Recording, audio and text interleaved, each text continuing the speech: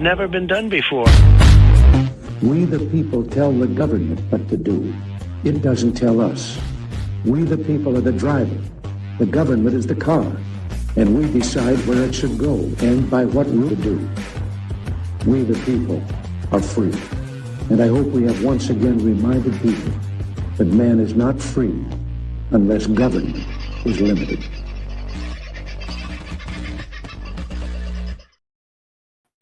Hey, how you going? Sorry about last night. Hell of a day yesterday. Been a big day today as well, just between you, me, and the Gatepost. But had some interaction with police today, which has been interesting. And I must say, very good interaction with the Queensland Police Force. Interestingly, I also came across an article today about their recruiting and their dire need of new recruits, although they're playing it down. There are 12,000 police apparently in Queensland, but that's at least 10% down on what the nominated number should be. And we all know they've been running recruiting advertisements all over the world. Haven't seen too many here in Queensland, although I don't watch any free-to-air TV. So it would be hard for me to see any TV ads. And while I do listen to the radio while I'm driving, increasingly less and less. So I don't get a lot of advertising these days either. So maybe they are running them and I'm just not aware of it. But anyway, I thought that was interesting. How are you all? It's been a little while since we caught up. Aussie Sue, God love you, woman. First in, and like you beat me in the room. I set up the thing and came in and you were already in here waiting. You kicked off beautifully. And getting ready for the big move. Heading off tomorrow, I saw. Yeah, there we are. Should be at Russell Island on Saturday afternoon for people in other parts of Australia who have no idea where you're coming from or where you're going to.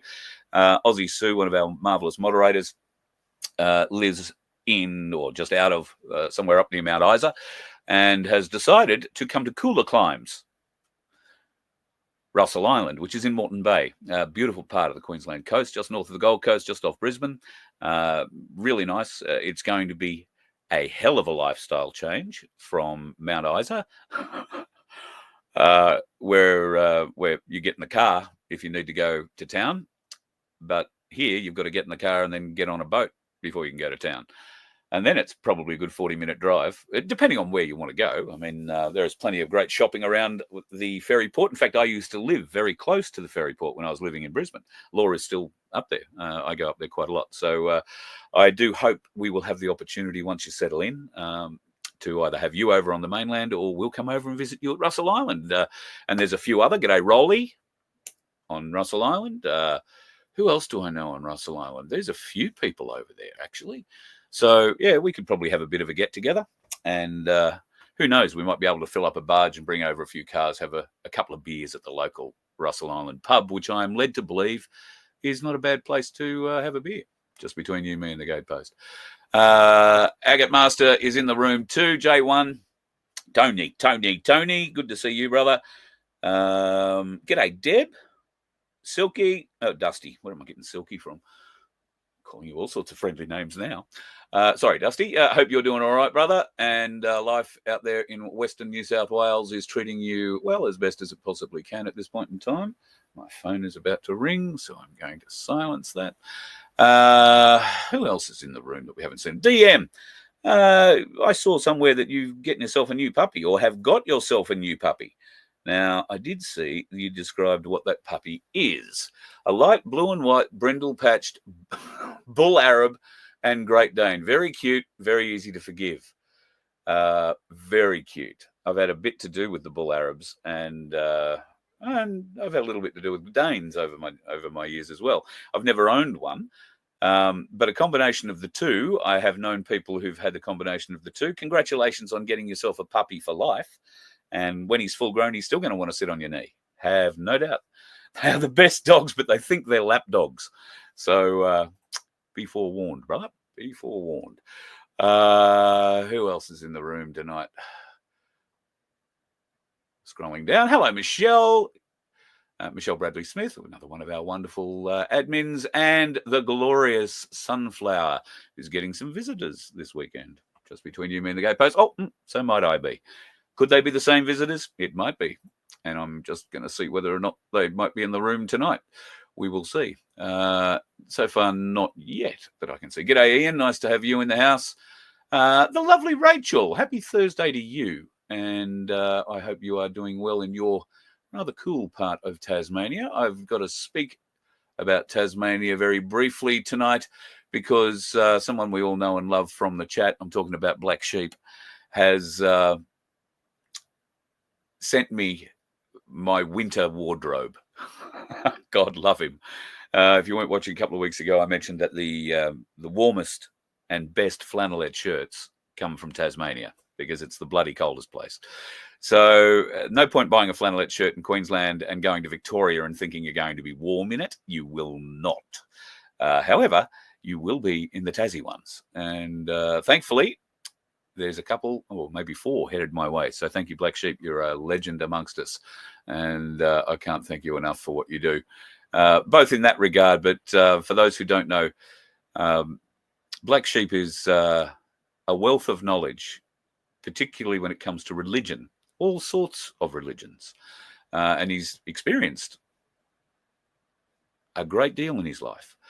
So very, very fortunate to have Black Sheep in my life. And we should all be very thankful to have him in our lives too, because some of the information that he provides me, not through the chat, but through our chats, is invaluable, particularly when it comes to spiritual awareness, spiritual guidance in some cases. And I do ring him with spiritual questions because he doesn't just give me one answer. He will give me multiple references, multiple areas I can go and check and recheck and recheck and recheck because, well, that's the kind of bloke he is. And he researches his ass off. He also builds the most amazing slot car sets.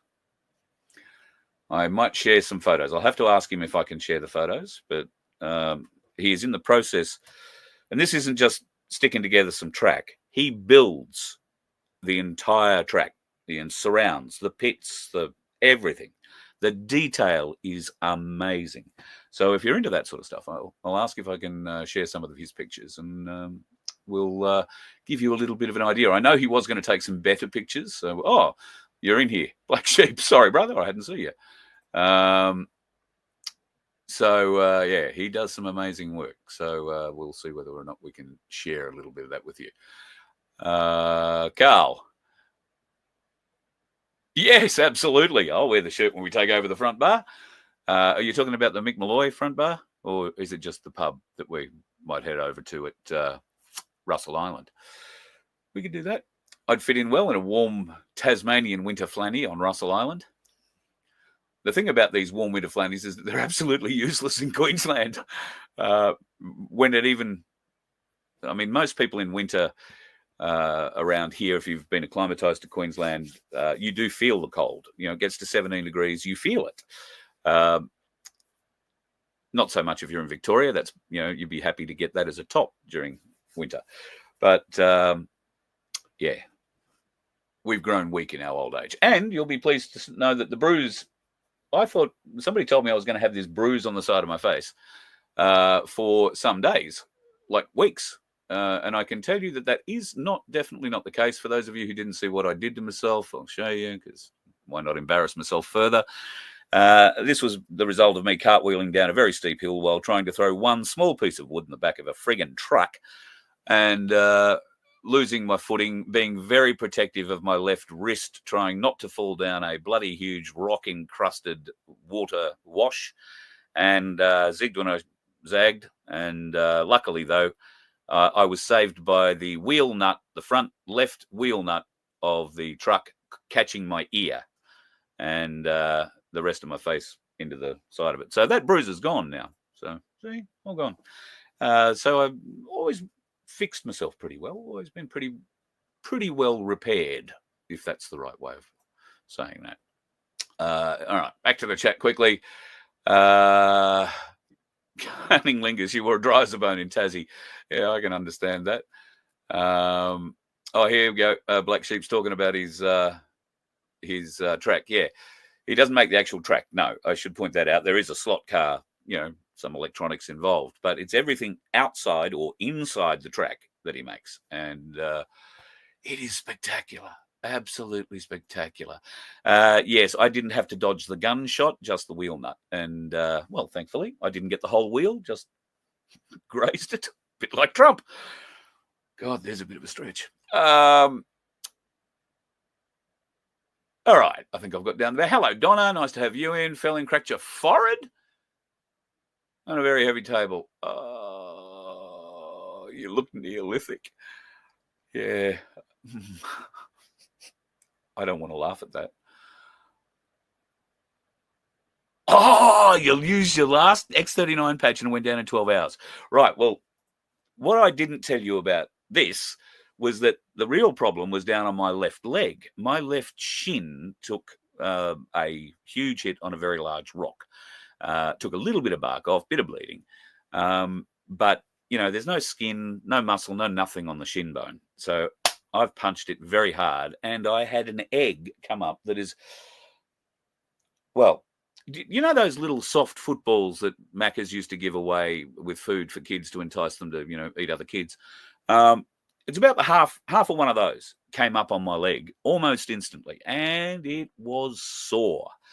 It is still, to touch, it's okay. If I push in deep, it's sore, but I haven't put a patch on it in 2 days. I did put a patch on it that night, and the next day the swelling was almost 100% gone, and I've just been forgetful and I haven't put one back on. But I have no pain in the leg. I'm not walking with a limp. I don't notice it until I go to get into bed at night, when I put my knee up on the bed to climb into bed, and it's left leg. It doesn't like me doing that. But yeah, that's the X39 patch, and they're right here beside me, so I will put one on. I won't get up and drop my pants to put it on my leg right now for you. I'll save you that embarrassment. But those X39 patches, folks, I got to tell you, they have worked for me and for so many other people. And at the moment, I've sent a packet of them down to Guru, and he's wearing them every day. And with a bit of luck and a bit of prayer, it will make some significant aid to what he's going through at the moment too. He said he can feel it working. He's feeling all sorts of weird things, and he said to me the other day that he's noticed there's been he's able to move his mouth more, which some trolls won't be at all happy about, but he's able to, he's got more freedom in his mouth movement and all that kind of thing. So after wearing the patches, so this is bloody great news, and all we can pray for is that he gets some continued benefit out of it. But we'll see how he goes after a month, and if he needs it, we'll get him another lot next month. But if you need a little bit of help in that regard, the X39 patch link is on that crawl at the bottom there. Just write that down, click on that, and try them. Just try them.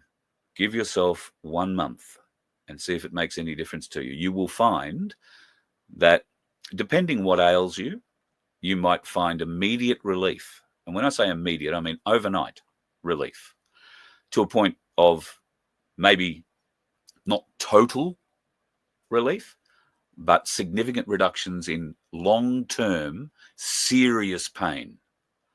And Carol O'Connor, got to say happy birthday to Carol. I missed it. It was day before yesterday, I want to say. Happy birthday, Carol. But Carol was one of the first, or in fact, she was the first person I gave patches to. And Carol had a serious back issue for 34 years, hadn't slept a night, and had degrading performance when it came to walking and that kind of thing. One night with those patches changed her life. And for the first time in years, she was able to dance without being drunk and carry on. And she could get up the next day. Previously, if she'd have wiggled around and danced and done anything like that, she'd be lying in bed for a week. Previous to trying the patches, she was doing just that, needing to rest during the day. She was sleeping maybe 4 to 5 hours a night, broken sleep. She was taking very, very, very heavy opioid medication that she was trying to get off, and the patches helped. Did a huge thing. And yeah, very successful for her. I've had so many other success stories come through as well. My ailments are minor compared to some of the issues that some folks have faced, and these patches have made in 96%, I would say, of cases. I don't know how many hundreds of these patches I've given out, but I have at least 200 or 300. And I have only had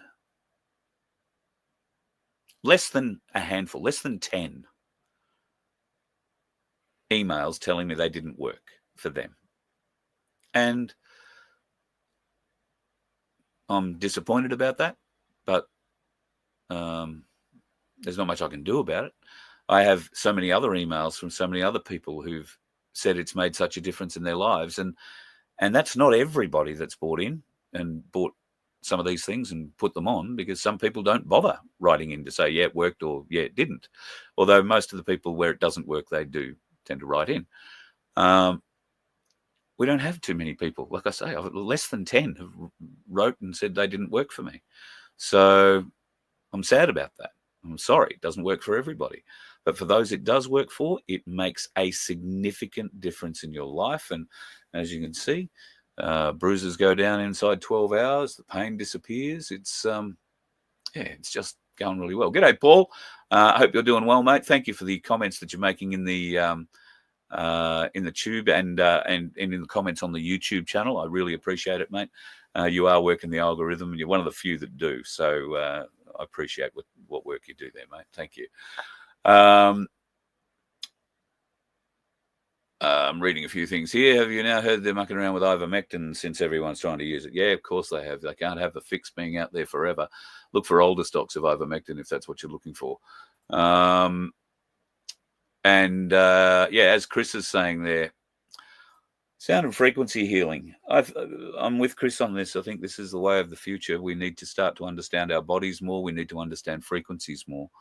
And through that, I believe just about everything can be healed. And hopefully, we keep hearing there is news in the wings that this technology is available to us. And in fact, it in some cases may already be here in basic forms. And we were talking about it with Rachel the other day, and I think Susan, who went down to try an EES session. So if you're not familiar with the EES stuff, I've got to ring them and make an appointment, but I want to film it so I can take you through it and show you what this is like. You essentially, from my understanding, I haven't been through, but my understanding is at the place in Brisbane that you can go to, you'll sit in a room that has a number of monitors, television monitors around you. And you'll be given a set of headphones and your choice of a meditation track or something else to listen to. And you essentially sit in these rooms, and from what I've seen, the colors change on the screens. There's different patterns. There's all sorts of weird different stuff. And there's vibrations that come out as well and come through your chair and all that sort of stuff. So this is in having a lot of effect on people. I know somebody who has got a very serious hand injury and went to one of these places in Melbourne and did feel they got benefit out of it for about 2 weeks. It wasn't a long-term fix, and it was, I believe, a mildly expensive exercise. They did, I can't remember if it was 2 or 3 sessions over 2 or 3 days. The sessions last, I think, about 2 hours each. And at the end of it, this person found there was a significant reduction in swelling, an increase in movement, and a few other bits and pieces that came into alignment. Unfortunately, they don't live close to it, and it wasn't something they could keep up doing on a daily or weekly basis by a long stretch. So now that they've opened in Brisbane, I think that person will probably go back and try there. There is a lot of other frequency technology and healing technology that is available. Rife machines. If you haven't ever looked into the Rife machine technology, and while some people will, I know one person in particular who has a Rife machine, and it hasn't been successful really in treating them. And yet others swear by Rife machines. So if you can find something like that, they're difficult to find, but if you can find something like that and you're in a position where your health, well, you're willing to try just about anything, then may I suggest these sorts of technologies are worth you investigating. I'm not saying they're going to, create life-changing moments or save lives in the worst-case scenarios, but I would really, really encourage people to look deeply into frequency healing. There is a lot to it, a lot to it.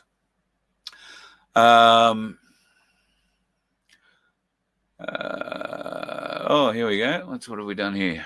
You don't have a Rife machine, but you and Sunshine have purchased the Halos. All right. I know somebody, I want to say somebody on the property here bought a Halo. He's not on the property at the moment. I've got to ask. He did say he wanted to come and show me, and we were going to film it, but he got called away. Somebody got sick in the family, had to head off. So we'll probably get that in the next couple of weeks. But I'm really unfamiliar with that Halo technology. Sunflower, you and I must talk.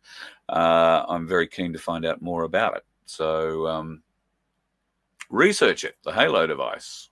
Thank you, Chris. Good man, good man. And it works well on you, Sunflower. Great. How's it working on Rick? Have you seen any appreciable help or changes? That would be spectacular. Be wonderful. But not saying that the advances it's done for you aren't. I'm very glad that you're feeling much better. And don't catch what Sandy's hopefully getting rid of in the next day or two. Hello, Sandy. I did see you pop up in there somewhere. Looking forward to seeing you guys this weekend too. So the Tesla machine. Yeah, I haven't heard much about the Tesla machine, to be honest. There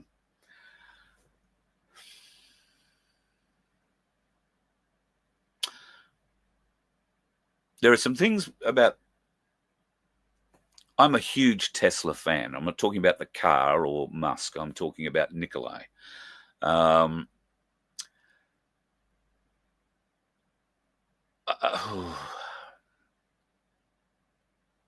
don't think I'm letting anything I shouldn't out of the bag when I say there are a lot of Tesla technologies and patents that were kept from us. These patents include free energy, free power, but are not limited to that. There are medical patents. There are electromagnetic patents that would enable levitation or magnetic transportation, if you like. Ether energy, ethereal energy. These have all been kept from us. Now, there's something like I can't remember the number exactly, but it's something like 6,200 different, what we would probably call magical patents exist and have been held by the elites. Now, my understanding is that the Patent Office has been taken over, that all of those patents are now in the hands of the White Hats, and this technology is being drip-fed because it can't just be dumped into the economies of countries all over the world, because, as we know, the world is going into all sorts of economic shitfights at the moment. And the opportunity for people to misuse the technology, to abuse the privilege of being able to access and supply this technology, that it's not secure enough yet, is what I'm told. So when this technology does become available, it will be free. This is the mantra that I keep getting told. When I talk about these businesses that are setting up with frequency healing and like the EES and whatnot, I can't discount what they're doing, because there is patents for this sort of technology. Now, whether or not the patents they're running on their screens or whatnot are the right ones, I don't know. Who would know? we're at the very, very beginning of this journey, and I don't know if that makes us test dummies or adventurers, explorers. I prefer to think explorers, but we've got to give it a go. And my heartfelt wish is that you would give it a go if you find yourself available.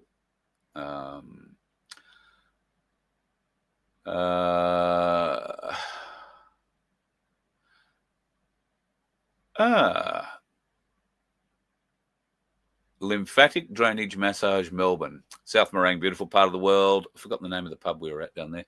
But yes, lymphatic drainage is another wonderful way to get toxins out of your system. I had a lymphatic drain massage a long time ago, 10, 15 years ago. I was sick for a day afterwards because it got there was so much toxin in my body. It just, yeah, it was an interesting time. I didn't know you could feel so bad getting such bad shit out of you. Who knew it could be so bad? But anyway, I would highly encourage it, though. Lymphatic drainage massage. And South Morang, the place to go if you're in Melbourne.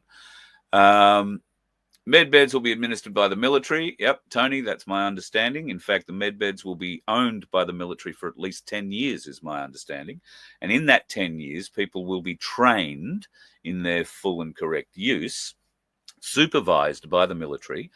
And as that 10 years ekes out, obviously there'll be more and more and more and more and more of these things available. The training centres will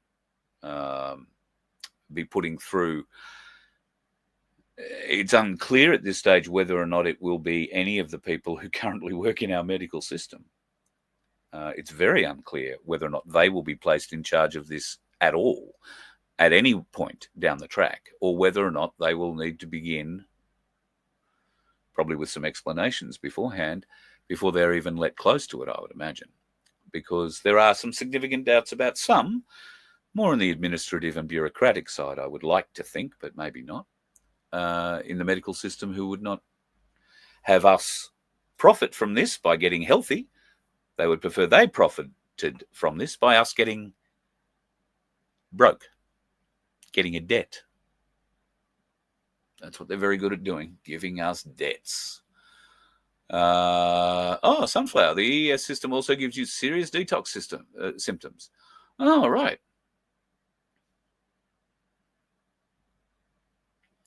The last time I had I think I told this story, I won't tell it again. Last time I had a detox, little Chinese massage man said, "Oh, here, you take these 4 little things." And he gave me 4 little, they look like the tiniest little seeds of aniseed. And I swallowed them down. The next day, I was very, very sick. And I was in Sydney hosting a show at the Mind, Body, Spirit Festival at Darling Point, or whatever it's called down there, the exhibition centre there. And it was a 4-day event. That was day 1. Day 2, I was sick as a dog. Day 3, I was worse. Day 4, started to feel a little bit better physically, but my urine was a very strange colour.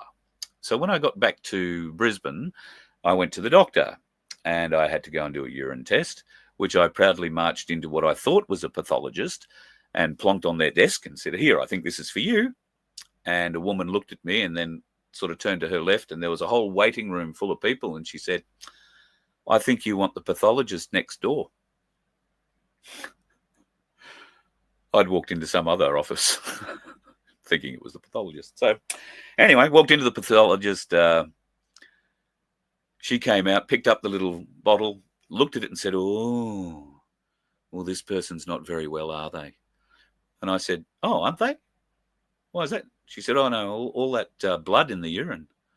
I said, "What do you mean blood?" She said, "Oh, that's what all that little red stuff is floating around in there." Now, as far as I could tell, my urine looked like rust at that stage, like pissing rust.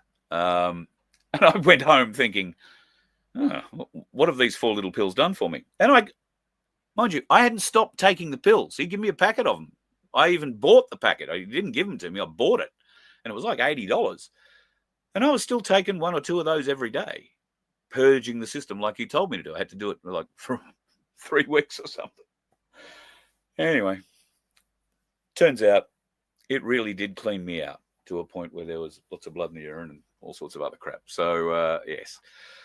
Fun times, fun times. What else have we got in here?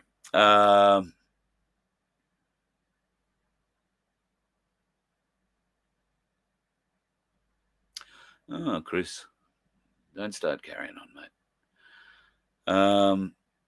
Good on you, Deb. Your husband heads off to a lymphatic and laser physio.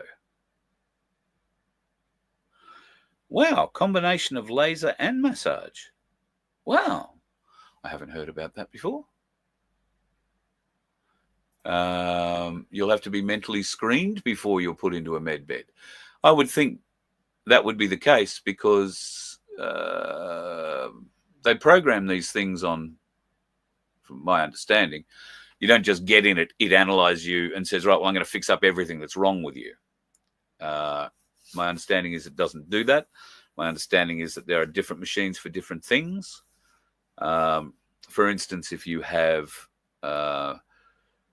major organ issues, heart, kidney, liver, lungs, those things will be looked after by one type of machine. If you have some kind of immune deficiency like diabetes or something like that, a different kind of machine will look after those allergies and inflammations and that kind of stuff. A different kind of machine will look after that. If you have mental health issues, then there is a completely different kind of machine that may, dependent on what your particular mental issue is, my understanding may take extra time to fix, meaning that you won't go in for a session, a day for a week, or go in and do 6 hours, or go in and spend a day and a night or whatever and come out perfect the next day. It doesn't work like that, apparently, with particularly brain injury and mental health. It takes a little longer, and I would suspect in some cases with mental health you would need to detox. If you have a mental health issue and you are taking medication, then I don't know. There was a conversation about this, whether or not you would need to maintain your current medication intake while you were being treated, or whether or not that would need to be phased out before you were treated, so that the machines didn't treat you for toxic stuff in your blood as well, because you could be in the wrong machine for that kind of thing. So there are varieties. MedBed is not one kind of machine. The machine that apparently grows arms and legs and eyes and teeth and all that back, that's another machine. So, yeah, I think a lot of what's going to happen when the MedBeds get to us will be triaged initially. Everybody who lines up to get seen will be triaged into which category they are, which kind of machine they need. And there's nothing that says you're not going to need multiple machines, but they're going to need to schedule that. So this probably will take some time. Luckily, it is my understanding that most procedures outside of things like growing limbs back and mental health or neurological disorder, most things can be completed in a day at the longest. So bring it on, is all I say. Bring it on. I'm sick and tired of talking about it like I actually think, like I know, like talking about it like they're here and we believe, well, we believe, but talking about them like they're here. We need to start seeing some of this technology. We need to see it. There's a lot of things we need to see. We need to see the Ukraine shut down, the war stopped, and by the sound of it, Zelensky is buckling. If you're not up to it, he's signed the agreement with America on their rare earth deal. That is, Ukraine has some rare earth metals on their or under their land. The Americans want access to that for a certain period of time so they can get back some of the money that they've thrown at Ukraine through the Biden era in this pissant war they've tried to create with Russia. And Russia was very happy to oblige. In fact, I have a video here from an interview with Tucker Carlson that a fellow who lives over there and reports for the Western media and was traveling with the Russians, was actually detailing and showing the atrocities being committed by Ukrainian troops against their own people, particularly in the Donetsk region, where they live and breathe Russia. They believe they're still part of Russia. They want to be part of Russia. Russia wants them back. There are towns there where every person in the town has been killed because the Ukrainians, the military there, have used these people as human shields. Civilians haven't allowed them to leave. And there's been, a lot of people dead. Anyway, Zelensky, for the joke that he is, seems to have put his moniker on the bit of paper that makes Trump happy. And that's going to take a lot of fizz out of the NATO business. I mean, NATO lost a lot of their fizz when Trump got in anyway, especially when he pulled the plug on the money, because the money stopped the day he got in. They've been squealing ever since. And of course, you've seen how the EU has proposed to combat this. They've proposed to come up with $800 billion of their own to match the US military size. That's all of Europe coming up with $800 billion to build a military to take on America, by the sound of it. But they still want to fight Russia. They're still very keen to prosecute a war against Putin. Why? Well, we all know. NATO is Satan's army and have been for years. And in fact, that's what the Russians say when they're in battle. When asked who they're fighting and what they're fighting, they say they are fighting Satan. They are fighting for God. God in heaven, not some evil filth. God bless them for it, I say. I do have a couple of things I did want to show you tonight, and I've prattled on 40 minutes, a lot longer than I thought I was going to. I don't have a huge amount because for those of you who've been following along, we live on a large property. There is a lot of wood down on this property. We're under fire order to get a lot of that wood cleaned up. We've had problems with wood chippers and trucks, and tractors, excavators going well though. We've had stupid old fat man falling down a hill. Rainy days, can't get trucks up hills around here. We can't get our wood chipper to certain places if there's been. In fact, we got rain at 10 o'clock last night here and couldn't get the truck up the hill until after lunch today. Wasn't even much rain, but that's just how steep it is around here. So working very hard. And last night, in fact, yesterday, I don't think I've worked that hard. I started at 8 o'clock yesterday morning. I finished at about 4:30 or 5 o'clock yesterday afternoon. I came in here to set up for the show and collapsed in the chair and went to sleep and woke up at 1 o'clock in the morning and went to bed. So that's why there was no show last night. I was dead and even woke up late this morning. So it must have worked me out. But feel fit for it. Lots of running uphill and lots of lifting of wood and playing with chainsaws and all that sort of stuff. So that was part of the issue with last night. But yeah, there's been a lot going on around here at the moment with various different things, and I'm involved in some aspects of that. And it has been a little time consuming. So keeping up with what's going on in the world has been a little difficult this week. And as I say, I don't follow too much when it comes to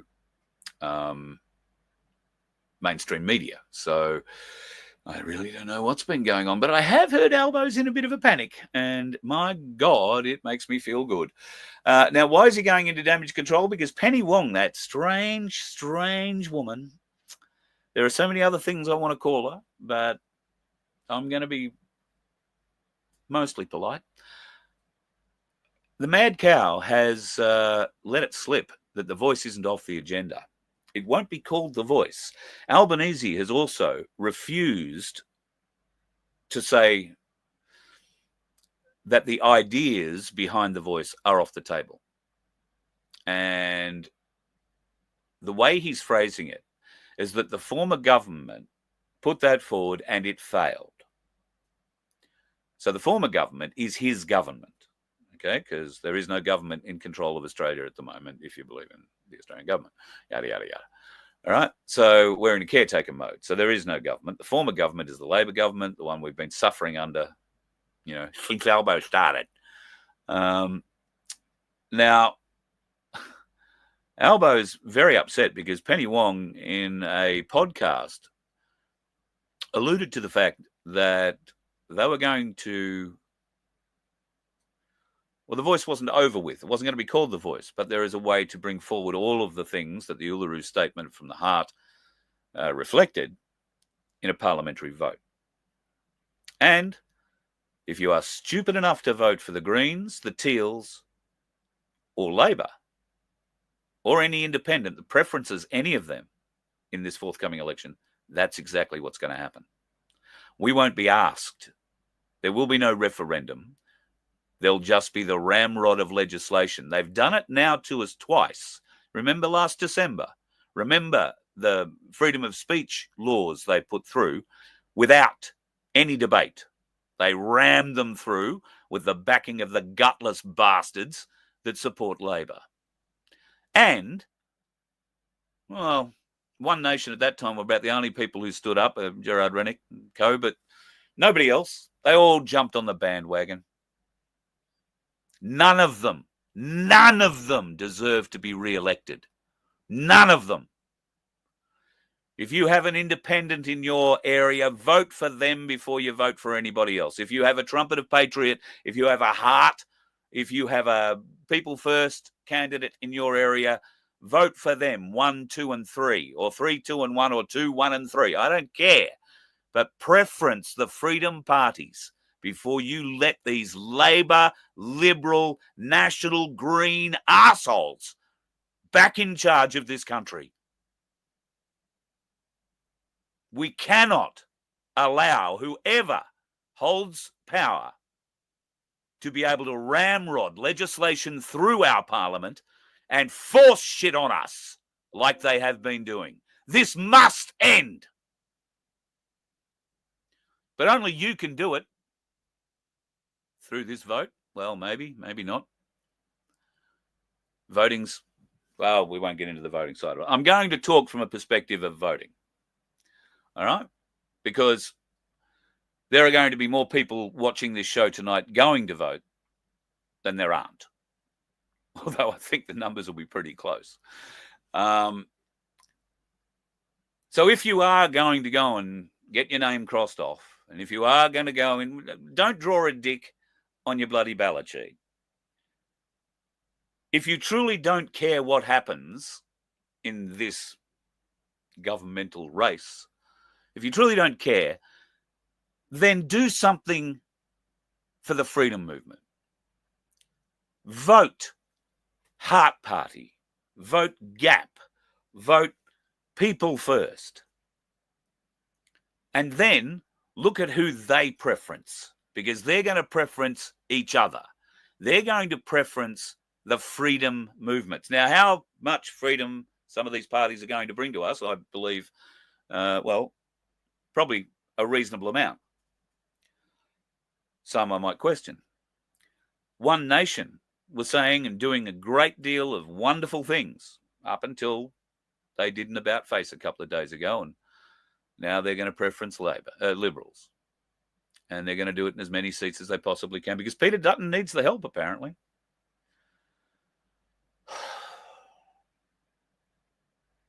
We the people need the help, people. We the people. It's that simple. We need good people like you to stand up, to represent us. We don't need to keep this circle jerk of politicians employed any longer.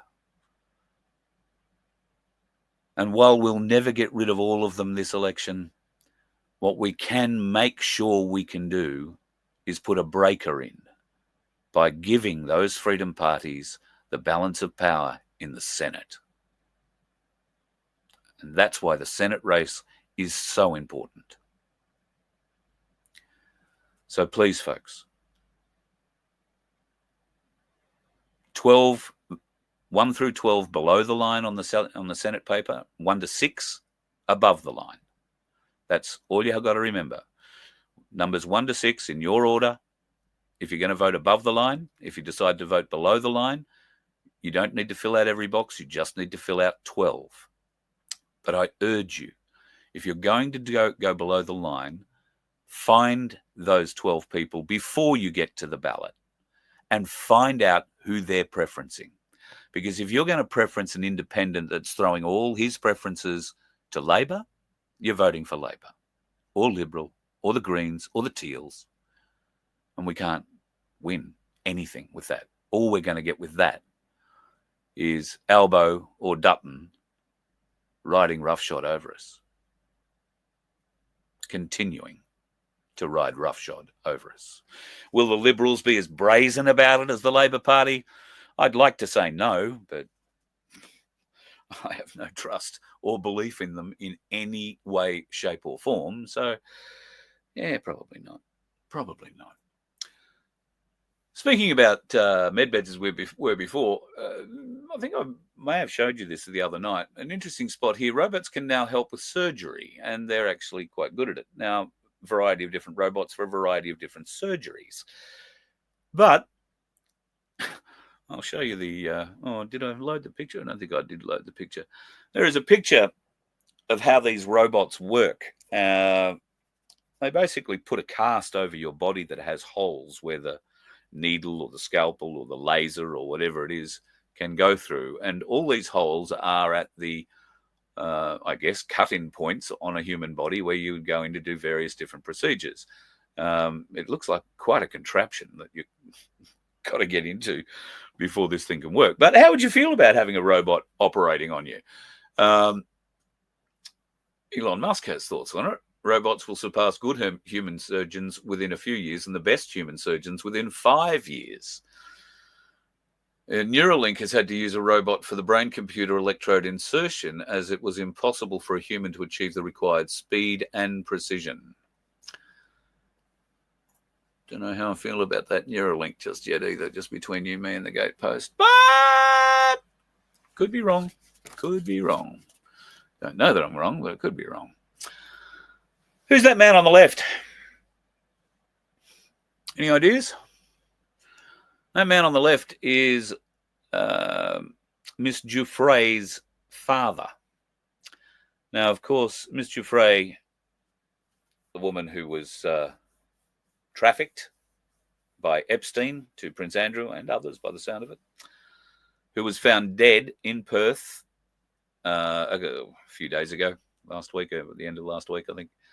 And, of course, there had been some issues with her in the lead up to that. She'd been in a car accident with a bus, apparently. She was very bruised. She was in hospital. She put out a thing on X saying she had 4 days to live, kidney failure, something like that. Then she went home after 4 days. She was still in a very bad state. I remember thinking at the time when I saw that picture that the bruise, and she had severe bruises on her face. Because I've had a little bit to do with, it doesn't matter what I've had a bit to do with. You can tell when somebody has put a hand with pressure on somebody's face. Okay? You can tell. Particularly if it's a great deal of pressure, particularly if you're, well, let's say, for instance, your head is on the ground and somebody's holding your face, pushing down on it. That leaves marks, that leaves bruises. And I have to say, my first glance at the bruises that I saw on her face said a hand. 3 fingers particularly on the left side of her face. And I thought, domestic violence. There have been stories about the breakup of her wedding or marriage, a 22-year marriage, which apparently they went their separate ways a little while ago, but were still apparently seeing each other on and off. There were some alleged domestic violence incidents there. Who was the perpetrator, I don't know, but those pictures were a bit of an indication. However, that was one picture in a lifetime, so don't read too much into that. However, the story came out pretty much immediately from Western Australia Police that she'd committed suicide. So that bloke, her dad, says no, that is not the case. That the family has some significant questions and that the police are not investigating and refuse to dig deeper. Now, we all know that Western Australia is probably not the most uncorrupt state in Australia. I mean, they had that Premier Dick for a while, didn't they? He stitched things up pretty nicely, and now he's got himself a nice cushy corporate promotion for all the great he did during the COVID period. Western Australian coppers got something to answer. Many questions that need answering around Virginia Giuffo's death. And certainly we the people, I don't think, are going to be hearing too much unless we make a noise about it. Her family require we the people to make a noise about it. What if she was knocked off? What if she was murdered? And was it a domestic violence thing, or is it something broader? We know the reach of these people, these elites, and we know that there are still a few of them around, because we haven't seen any friggin' arrests or trials yet. So, or not many at any rate. So yes, I think any support we can place behind the family would be well placed. A full investigation of her death, I think, is required, a full public investigation. We'll wait and see whether or not any of that absolutely or could possibly happen. Last couple of days, after the Tucker Carlson piece that I played 2 nights ago, basically his full 30-minute speech to the nation, as I called it, it is one of the most amazing speeches and encouraging speeches that I've heard from an American about Australia ever. And I would urge you, because you're not going to find that speech online anymore. I think it's disappeared from X, which is where I came across it. And it's not available on YouTube, I don't think, anywhere else. The only place you're going to find it is inside my show, because I copied the program. I took it, taped it. I have a copy of it here. So if you want to share that, you basically share the last show, not last night's, the night before. And I would encourage as many people as possible to watch that interview before they go and vote. If you're going out to vote, watch that interview. It will give you a little bit of an insight as to what he's doing and how the elites are doing things to us. How do the elites take control? This was a question that was posed to me by someone very close to me not so long ago. Oh, you talk about these elites, and no, they've got all this control, and no. And I tried to explain the boiled frog syndrome, and that seemed a bit too hard. But Tucker Carlson, and I'm sorry to go back to him, but this is an important piece, and he's speaking here with somebody from the financial industry. There is mechanisms, or there are mechanisms, to induce something called breakaway civilizations. How do they induce a breakaway civilization? Why do you call it the breakaway civilization? Breakaway civilization was a term made famous by Richard Dolan, and it simply described a decision to create a parallel system. First it started with the black budget, but it grew, call it the national security state, but to build a civilization that literally was separate and not subject to the laws of the existing one. So if I'm running a company and I want to bring up new systems, I'll bring up the new systems while I'm running the old, and I'll run them in parallel, and I'll move things over slowly, and then at some point I bring the current thing down. And to me, that's what the financial coup was. You're moving the money out of one system and putting it in another. So in theory, 21 trillion is enough at a 5%, interest rate to basically finance a private government, if you will. Yeah, very interesting. And sound familiar at all? Take money out of one thing into another, which reminds me, speaking of taking money out of one thing and putting it into something else, we were going to catch up with Emily from QSI.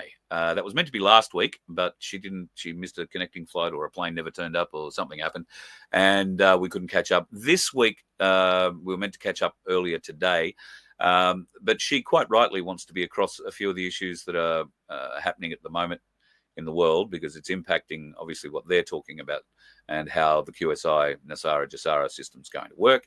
So she's asked if we could postpone that another week, and we'll have a new government by then, and that could mean significant differences.